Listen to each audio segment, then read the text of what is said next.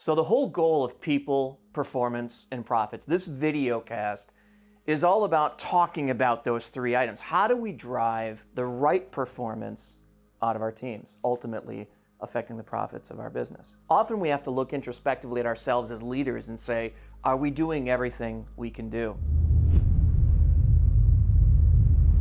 A couple of weeks ago, if you're a football fan, you know the name Jay and John Gruden. John is the head coach for the Raiders. How stupid are we? Am I being too hard on these guys, Jay?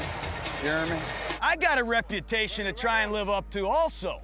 Jay used to be the head coach for the Washington Redskins. Now, unfortunately, after a 0-4 or 0-5 start, Jay was called into the office on the Monday morning following his last game. I can't believe Jay Gruden lasted this long. 5 a.m. to meet with the GM and the president or the owner of the club, and was ultimately let go. Wasn't he almost begging to be fired? Yeah. He kept saying, well, I'm going to show up tomorrow and I'll keep doing what I've been doing. Go back in Jay's previous history. He used to work for his brother back in the mid-2000s, the Tampa Bay Buccaneers, who won the Super Bowl.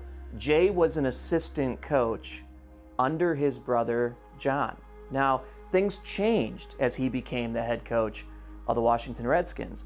Keep this perspective in mind. Their payroll was about $180 million a year. Their salary cap was $193 or $194. So it's not like he didn't have great team members to use. He had an awesome team of individual performers. Unfortunately, they didn't work as a team, and he was let go because of that. When you're the head coach, 16 out of 32 of us have been fired in the last 2 years. Now, to give you another example, and then we'll kind of tie it together here. If you know the name Adam Neumann, everybody has heard the name Adam Neumann because of what's gone on in WeWork. SoftBank is essentially paying Neumann to step aside. And here's a guy that started a business a few years ago that took it to a valuation of $47 billion just a month ago. And then was ousted as the CEO of that same organization just in the last couple of weeks. Kind of like Jay Gruden. Now, I'm going to put him in very different camps, but there's some similarities as leaders that we can draw from both of these. Right? If you think about some of the things that have been reported in the press about Adam Neumann, in the way in which he led, or should I say dictated to his team. Now, there's a lot of speculation about it. Of course, there's some proof, but I'm going to make some judgment calls here. Things like he and his wife didn't feel like certain team members had enough energy, so they let him go. What do these two have in common that as leaders we need to understand? And there's this thing that I call the law of the lid. In essence, your team is only going to perform as well as you allow them to based on your own experience as a leader. Jay Gruden had a great team, individual team members, but there was probably a limitation to his ability to coach the team to perform. Maybe he shouldn't be the head coach and should go back to being the offensive line coach or defensive line coach. I'm not sure where his experience was. Adam Neumann obviously didn't have the experience to lead such a broad team. Now, there's other issues with the business model and so forth, but the team can only perform to the lid that as leaders we put on people. And I'll give you an example of this. Early on in my career, and I've talked a lot about the leadership experiences that I've had and the lessons that I've actually learned, hopefully to help you, whether you're a hugely successful leader and looking to get better, or you're just starting out on your leadership journey. But as I grew my primary business and I brought on leaders, one of the things that I had a tendency to do in years gone by when there was a problem, look to everybody else and not my own ability or inability as a leader. So it was easy to blame somebody else for the problems when the company wasn't performing, when a product line wasn't performing, when there was some situation, instead of looking introspectively at myself and looking at the lid that I placed on the performance of my team and blame somebody else for it. I mean, I had a COO who was a leader, but I ended up firing her, not because she wasn't doing the job, but because I wasn't doing the job and I had to have somebody, I wasn't looking at myself, I needed to look at somebody else in order to say, it's your responsibility, you're the one who's going to take the fall for this. And we do this as leaders and place these artificial caps on our ability as leaders, on our potential as leaders.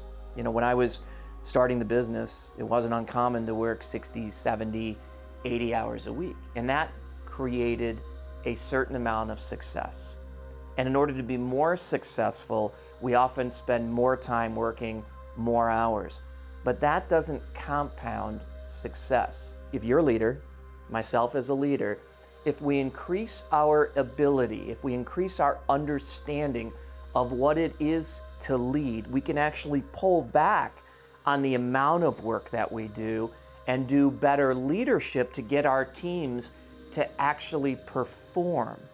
So it's not about you spending more time in your organization to get it to perform. It's about increasing your ability or your experience, the tools that you have as a leader to make sure you're driving the opportunity, the possibility of the team that you have working for you. And I'm going to leave you with this. This is a shorter video today, but here's something I want you to really think about and be honest with yourself on. It's something that I've had to do, and I've seen a lot of leaders completely change their approach to leadership and lift their lids to be very successful and not end up like Jay Gruden or Adam Neumann. So ask yourself these questions. Number one, think about this. When something doesn't work in your department, in your division, in your company, is your first reaction to say, who can I bring in to help? Or to say, I'm going to fix it? Now think about that for a second. Leaders don't just come in and swoop in and fix it themselves. They assemble teams to be able to deliver as a team, because you have more people working on it, there's going to be a greater amount of success. Unfortunately, non-successful or less successful leaders, of which I did for quite some time, will swoop in and say, I will fix it, it's all about me. Think about the last decisions that you made as an actual leader. Number two, the question goes along with that. When there's a personnel problem, a turnover problem, a quality of work problem, a lost customer problem, something along those lines, is your tendency to look at you and your leadership team, or is your tendency to look at the team that's actually executing? Now, I'm not saying that you may not have the right team actually in place. They might be in a situation where they're not delivering. But the first thing as leaders we need to look at is ourselves and the work we are or are not doing, the leadership we are showing or are not showing. Where do you spend most of your time looking? And then this third one that I've had to examine in myself. As leaders, things change. The world changes. We can't be the same, think the same, act the same in a world that doesn't stay the same. As a leader, if I looked at your calendar, if you look at your calendar for this week, how much time have you set aside to develop your own leadership skills? Now let that sink in for a second. How much time on your calendar this week have you set aside to develop your leadership skills? Or do you think you've already arrived and there's nothing else that you can learn? But remember, people change, everything changes, the world doesn't stay the same. You know, I was challenged with all three of these in different times in my career, but that last one, in developing ourselves as leaders, it drives the performance of the team. You know, if Jay Gruden, and there was many reasons that he was ultimately fired, if he spent more time developing himself as a leader, could that team of professional NFL players coalesced, come together, would the lid have been raised so that they could perform better and he wouldn't have lost his job? Adam Neumann is probably a little different story. It was a little bit more of an ego trip, it seems, from the outside and what was happening, but he wasn't investing in his own leadership skills. So I just want to encourage you that we all place a lid as leaders on the performance of our teams. And if we continue to see it, it's like the hamster on the wheel. We keep trying different things to make the team perform. but we forget to look at ourselves as leaders. We forget to look at the leaders on our team. You're missing such an opportunity to create people that perform and drive the profits for you and your business.